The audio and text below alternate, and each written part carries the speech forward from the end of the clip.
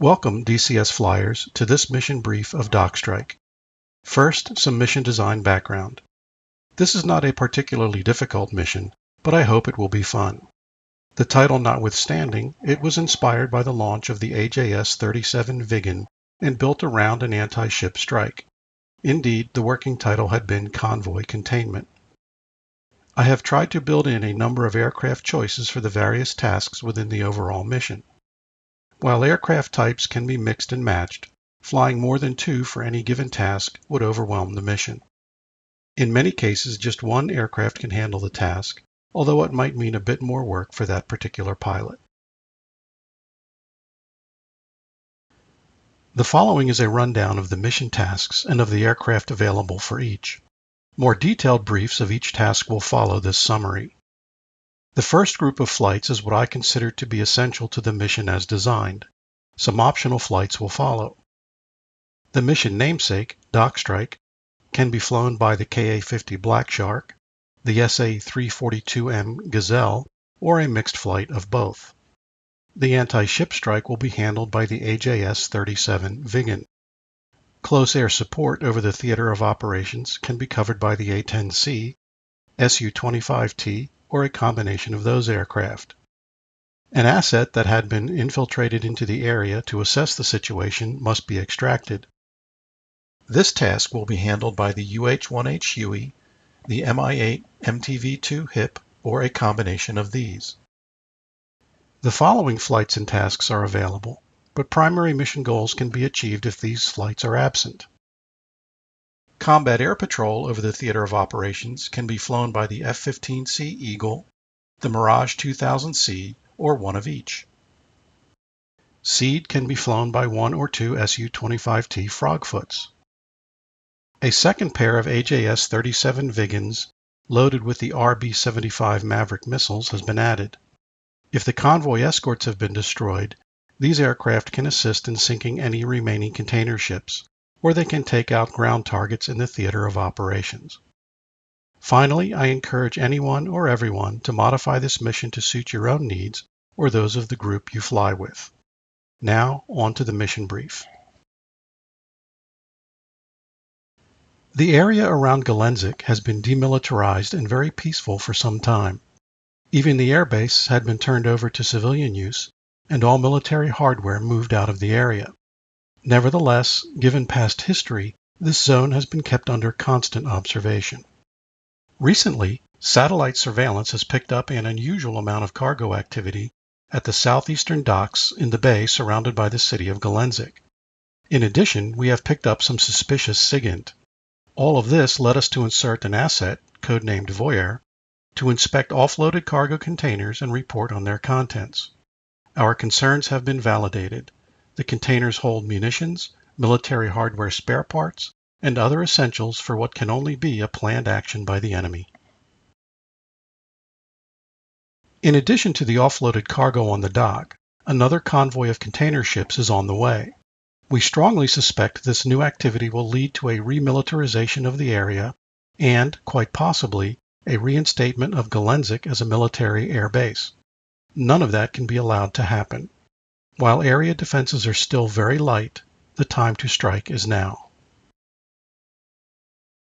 An immediate strike has been authorized to take out the convoy and destroy the cargo containers already on the docks. While these actions are taking place, we will also extract our asset. The anti-ship strike and close air support flights will originate out of Maykop-Kunskaya. The dock strike and asset extraction flights will originate out of FARP's London and Rome, located near the coastal town of Zubga. Combat air patrol flights will originate out of Sochi Adler. We have a Reaper overhead, call sign Pontiac, searching the area for any air defenses that might have been brought in. And last, with regard to the mission overview, we have an AWACS in the air to alert all flights of any enemy air activity. Now we'll look at the individual tasks in more detail. The dock strike will consist of one or two Ka-50 Black Sharks, one or two SA-342M Gazelles, or a mixed flight of each. They will depart FARP Rome and fly very low west-northwest up the coastline before turning inland at waypoint 2. From there, the strike package will follow streams and roads in a valley before reaching the Bay Area target zone. We don't know if any air defenses have been set up, but staying low should help keep you out of trouble. The strike aircraft will enter the bay from the east and set up for the attack near the center of the bay. At this point, you will be at your most vulnerable, so press the attack quickly.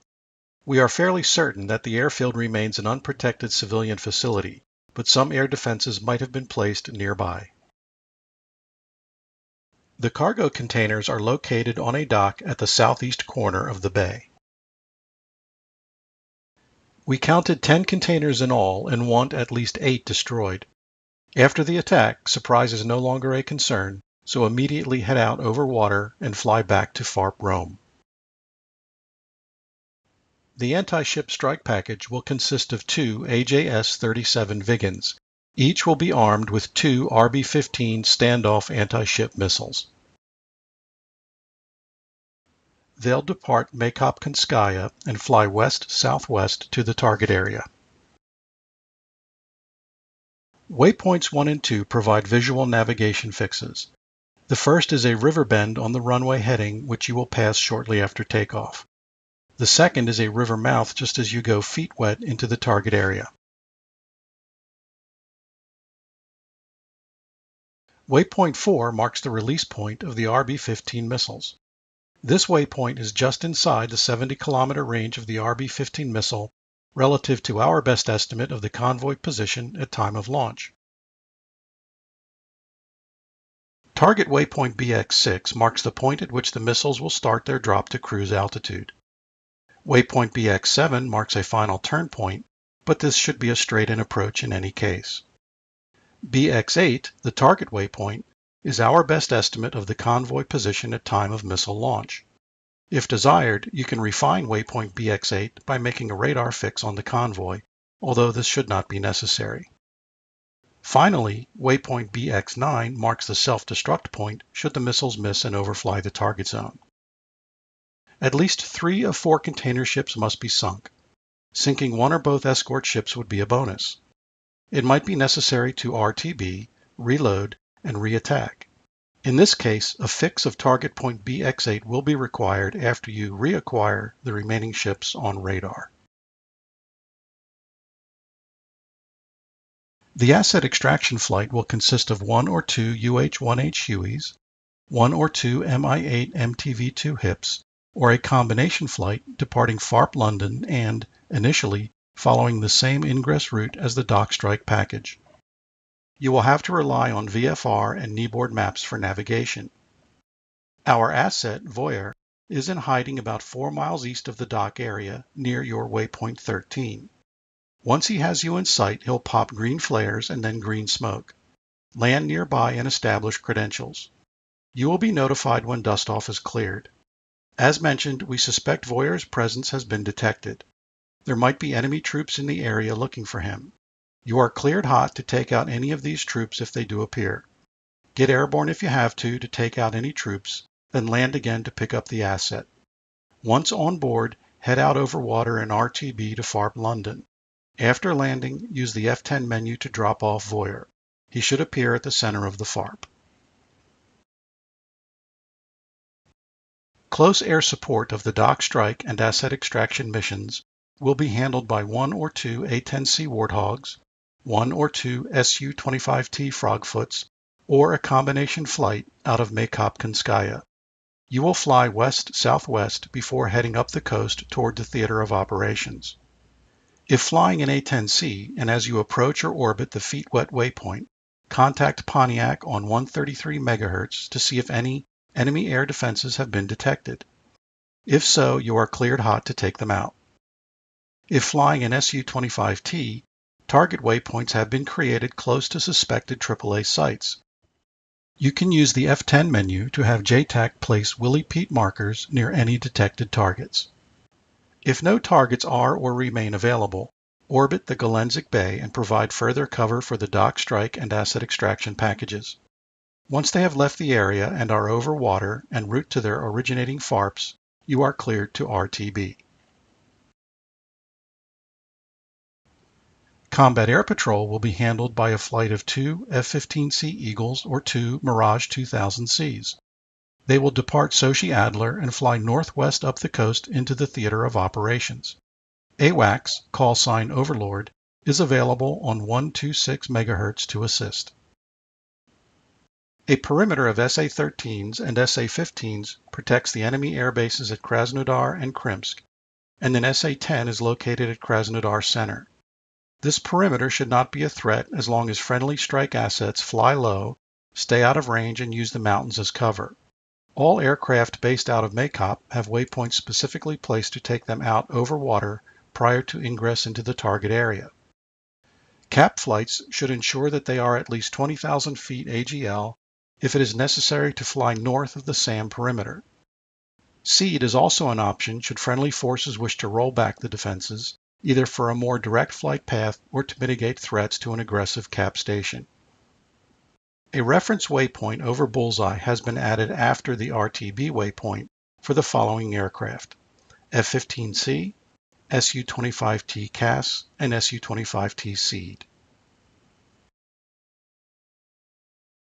Overall mission success will be defined as having destroyed at least 8 of 10 cargo containers on the dock, sunk at least 3 of 4 cargo container ships, and Voyair safely deposited back at FARP London. Mission resources include AWACS, call sign Overlord, on 126 MHz, and JTAC, call sign Pontiac, on 133 MHz. Finally, a note of thanks goes out to Home Fries, whose input made this a better mission, and to the Blackfield Squadron and 75th Virtual Fighter Squadron for their testing time and suggestions.